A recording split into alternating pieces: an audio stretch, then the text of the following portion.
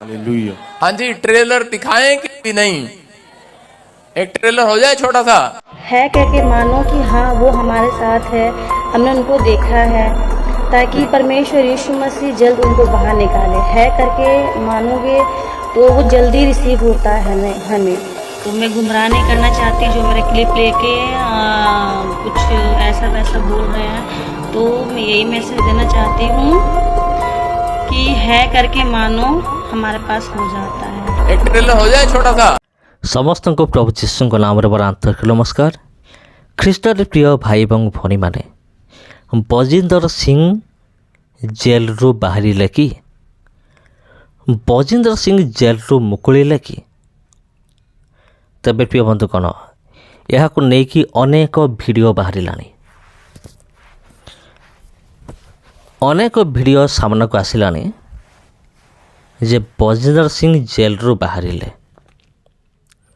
आ जो मैंने एमती काम कर केवल भ्यू पाइबापी एवं बजिंदर को जो मैंने फॉलो करती से ठारू केवल प्रशंसा पाइबापी ही ए समस्त काम से कर।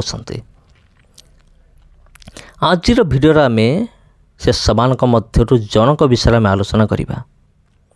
एठार जड़े भौणी अच्छा जे कि निजर यूट्यूब चैनल माध्यम थरे नुहे दी थर वीडियो तैयारी कले आ से कहते प्रोफेट बजिंदर सिंह बाहर को आसीगलानी आउ एत बड़ मिथ्या कहिबार कारण कौन ता भी आपण चिंता करंतु जानिजिबे। सत्य कथा हला बजिंदर सिंह एबे सुधा मध्य से जेल रे अछि, एबे सुधा भी जेल रे अछि आ ताकू आजीवन कारावास ताकू हो जाइए बजिंदर सिंह को। आ एठारे ए जो भौणी जनक कौन कहते बजिंदर सिंह बाहर को आसीगलानी आउ गोटे सबुठार बड़ मिछ से कड़े गुड फ्राइडे पालन कले बाहर की गुड फ्राइडे पालन कले लोक मान सहित मिसिले आउ जेल रु बाहरी गले आउ याको कुआड़े बजिंदर सिंह दर्शन देइछे। मारा देखंतु माने फेमस होगापाई माने विख्यात होगापाई बजिंदर सिंह को उपरे रखियापाई एई भली अंधभक्त माने किछि भी करि पारंती। हाँ प्रिय बंधुगण माने किछि भी माने करि पारंती। बजिंदर सिंह ए पर्यंत आजीवन कारादंड भोग करुचंते। आउ हाँ जदि परमेश्वर चाहिए तेबे तांको रक्षा मिल पारिबो कारण परमेश्वर ठारे सबकिछि संभव अटे। तेबे एटा कोन परमेश्वर इच्छा कि ता मते जानिया को पड़िबो जे से बाहर को आसंतु बोली एटा केवल परमेश्वर को जना मु तो जानिनी।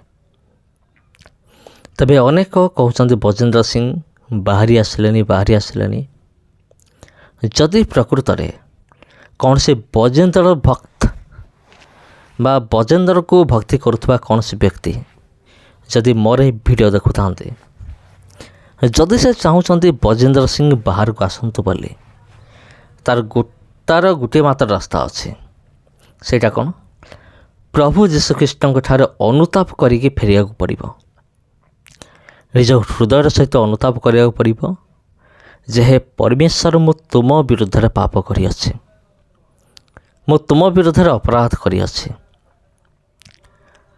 आ हुए तो परमेश्वर रास्ता तैयारी करि पारंते कारण वाक्य भी आम अनेक जगह आम देखीचु जेतेबेले इस्राएल लोक माने कौन से भूल करुथिले सदा प्रभु विरुद्ध पाप करुथिले तेबे परमेश्वर कौन करुथिले सेमान को शत्रु हस्ते समर्पण करुथिले और सेमाने बहुत दुख कष्ट भोगुथिले। आउ जेतेबेले सेमाने क्रंदन करुथिले ईश्वर को प्रति सेमाने फेरुथिले आउ सेतेबेले परमेश्वर कौन सी ना कौन सी जन को से बाछुथिले आउ कौन सी ना कौन सी माध्यम परमेश्वर सेमान को उद्धार करुथिले ଯଦି ବଜେନ୍ଦ୍ର ସିଂ ସମ୍ପୂର୍ଣ୍ଣ ହୃଦୟର ସହିତ ଯଦି ଫେରିବ, ତେବେ ହୁଏତ ପରମେଶ୍ୱରଙ୍କ ଅନୁଗ୍ରହ ହେବ, ପରମେଶ୍ୱର ରାସ୍ତା ତିଆରି କରିବେ। ବଜେନ୍ଦ୍ର ବାହାରକୁ ଆସୁ ବୋଲେ ଆମେ ବି ସେୟା ଚାହୁଁଛୁ, ବଜେନ୍ଦ୍ର ସିଂ ମନ ପରିବର୍ତ୍ତନ କରନ୍ତୁ। ଆମେ ବି ଚାହୁଁନୁ କି ମୁଁ ମଧ୍ୟ ଚାହେଁନି ଯେ ଗୋଟିଏ ଆତ୍ମା ବିନଷ୍ଟ ହୋଇଯାଉ, ବଜେନ୍ଦ୍ର ସିଂର ଆତ୍ମା ବିନଷ୍ଟ ହୋଇଯାଉ। ଏଟା ପରମେଶ୍ୱର ବି ଚାହାନ୍ତି ନାହିଁ। ଯଦି ପରମେଶ୍ୱର ଚାହାନ୍ତି ନାହିଁ, ଆମେ କେମିତି ଚାହିଁବା, ଇଚ୍ଛା ପ୍ରକାଶ କରିବା ଯେ ବଜେନ୍ଦ୍ର ସିଂର ଆତ୍ମା ବିନଷ୍ଟ ହୋଇଯାଉ ବୋଲି। ଆମେ ଚାହୁଁଛୁ ବଜେନ୍ଦ୍ର ସିଂ ମନ ପରିବର୍ତ୍ତନ କରୁ, ମନ ପରିବର୍ତ୍ତନ କରିକି ସେ ଠିକ୍ ରାସ୍ତାକୁ ଫେରୁ, ଏଇଟା ଆମେମାନେ ଚାହୁଁଛୁ। ତେବେ ପ୍ରିୟ ବନ୍ଧୁ, କ'ଣ ତା ସହିତ ଆଉ ଗୋଟେ କାମ ମଧ୍ୟ କରିବାକୁ ପଡ଼ିବ। ଯଦି ଆପଣ ଚାହୁଁଛନ୍ତି ବଜେନ୍ଦ୍ର ସିଂ ଜେଲରୁ ବାହାରନ୍ତୁ, ତେବେ ଆପଣଙ୍କୁ ହାଇକୋର୍ଟରେ ଆପିଲ୍ କରିବାକୁ ପଡ଼ିବ। ହାଇକୋର୍ଟରେ ଯଦି ନହେଲା, ସୁପ୍ରିମକୋର୍ଟରେ ଆପିଲ୍ କରିବାକୁ ପଡ଼ିବ ଆପଣଙ୍କୁ, ତେବେ ଯାଇ ରାସ୍ତା ଖୋଲିପାରିବ। ତେବେ ଖ୍ରୀଷ୍ଟରେ ପ୍ରିୟ ଭାଇ ଏବଂ ଭଉଣୀମାନେ, ଏଠାରେ ଏଇ ଯେଉଁ ଭଉଣୀ ଜଣକ ଖାଲି ଆସିଲେ, ଏମିତି ସେମିତି ଗୋଟେ ଭିଡ଼ିଓ ତିଆରି କରିଦେଲେ ଯେ ମୁଁ ସ୍ୱପ୍ନ ଦେଖିଛି ବଜେନ୍ଦ୍ର ସିଂ ବାହାରକୁ ଆସୁଛନ୍ତି, ସେ ଆସିଯାଇଛନ୍ତି, ଗୁଡ୍ ଫ୍ରାଇଡ଼େ ପାଳନ କରିଛନ୍ତି, ଆଉ ପୁନରୁତ୍ଥାନ ଦିବସ ପାଳନ କରିଛନ୍ତି। ମାନେ କେତେ ବଡ଼ ବଡ଼ ମିଛ ନିଜ ଚ୍ୟାନେଲରେ କହୁଛନ୍ତି। ଆପଣ ତ ଜାଣନ୍ତି, ଆମମାନଙ୍କର ପଦେ କଥା ଶହ ଶହ ଲୋକମାନଙ୍କର ଆତ୍ମିକ ଜୀବନ ଉପରେ ପ୍ରଭାବ ପକାଇବ।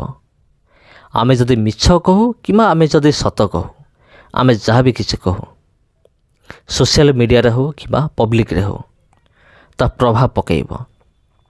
ଏ ଭଉଣୀ ଜଣକ ଯେଉଁ ଏତେ ବଡ଼ ମିଛ କହିଲେ ଯେ ବଜେନ୍ଦ୍ର ବାହାର ହେଇଗଲେ, ଜେଲରୁ ବାହାରି ଆସିଲେ, ଟିକେ ଚିନ୍ତା କରନ୍ତୁ କେତେ ଲୋକ, କେତେ ଶହ ଶହ ଲୋକ ୟାଙ୍କର କଥା ଶୁଣିକି ସେମାନେ ବିଶ୍ୱାସ ମଧ୍ୟ କରିଦେଇଥିବେ এই ମିଥ୍ୟା କଥାକୁ, ଯେ ବଜେନ୍ଦ୍ର ସିଂ ବାହାରକୁ ଆସିଲେ ବୋଲି। ବହୁତ ବଡ଼ ଦୁଃଖର ବିଷୟ ପ୍ରିୟ ବନ୍ଧୁଗଣ, ଯେତେବେଳେ ଏମିତି ବିଷୟଗୁଡ଼ା ଆମେମାନେ ଶୁଣୁ, ସେତେବେଳେ ବହୁତ ଦୁଃଖ ଲାଗେ। ତେବେ ଏଇ ଭଉଣୀକୁ ନେଇ ଆପଣ କ'ଣ କହିବେ?